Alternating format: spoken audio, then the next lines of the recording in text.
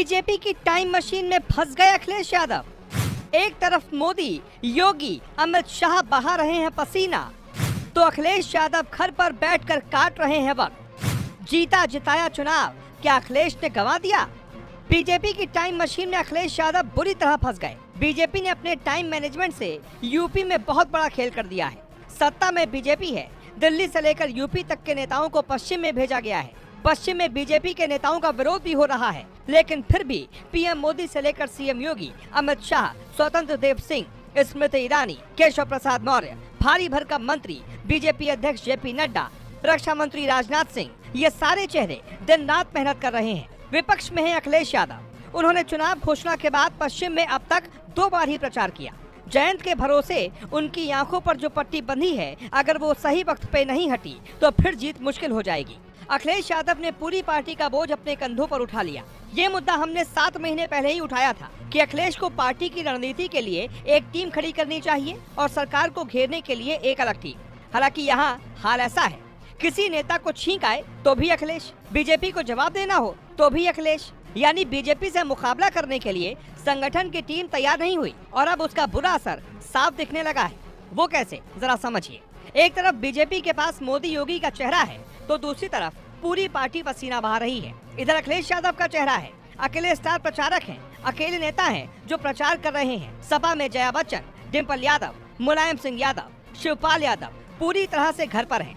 अखिलेश के भाई धर्मेंद्र यादव, चाचा राम गोपाल यादव भी चुनाव प्रचार के लिए सक्रिय नहीं है। बीजेपी ने अखिलेश को टाइम मशीन में बांध दिया है। वो अब रणनीति बनाए या फिर प्रचार करे। बीजेपी की रणनीति टीम अलग है। धर्मेंद्र प्रधान जैसे 10 से 15 नेता दिन भर रणनीति बना रहे हैं। इधर बीजेपी के 30 से ज्यादा नेता घर घर पहुंचकर वोट मांग रहे हैं, जिससे फर्क साफ दिख रहा है। अखिलेश यादव चुनाव में अच्छा कर रहे थे, लेकिन पिछले 20 दिनों में चुनाव बदल गया।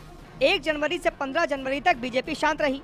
इसी बीच दिल्ली में रणनीति बन रही थी। इधर लखनऊ में पार्टी छोड़ने का सिलसिला चल रहा था। बीजेपी शांत रही, लेकिन जब बीजेपी ने 17 जनवरी के बाद वापसी की तो पूरी ताकत के साथ आई और इसका अंदाजा अखिलेश यादव को नहीं था। बीजेपी ने एक साथ बड़े नेताओं को उतारा तो बीजेपी की गाड़ी पटरी पर दौड़ने लगी। यानी अखिलेश ने 2 बड़ी गलतियां करके चुनाव को थोड़ा हल्का बना दिया। पहला ये कि पार्टी कैडर में दूसरे नेताओं को मौका नहीं दिया। दूसरा ये कि बीजेपी की टाइम मशीन के सामने उनके सामने कोई प्लान ही नहीं था। अमित शाह ने सभी नेताओं को कम वक्त में ज्यादा लोगों से मिलने के लिए कहा, तो अखिलेश यादव बस पार्टी के काम और बोझ को ही उठाने में व्यस्त रहे। पश्चिम में बीजेपी 80-20 के नारे पर काम कर रही है और अब चुनाव 1 महीने पहले वाला नहीं है, पूरी तरह बदल चुका है। लखनऊ के कुछ पत्रकार और कुछ पार्टी के नेता बात करने पर बताते हैं कि सपा का ये दांव अब उल्टा पड़ रहा है। पहले हिंदू वोटरों के लिए सपा ने तेजी से मुसलमानों के टिकट काटे, अब जयंत चौधरी के भरोसे चुनाव को छोड़ दिया है। 1 महीने पहले तक चुनाव अखिलेश यादव की तरफ झुका था। बीजेपी फंस गई थी, लेकिन अब अखिलेश यादव फंस गए हैं और बीजेपी निकल रही है। वो कैसे, जरा समझिए। अभी पूर्वांचल और अवध का मूड अलग है, लेकिन पश्चिम का मूड अलग है।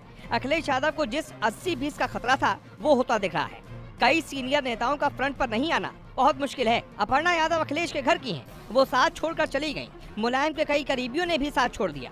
इससे क्या संकेत मिलते हैं, आप खुद समझ लीजिए।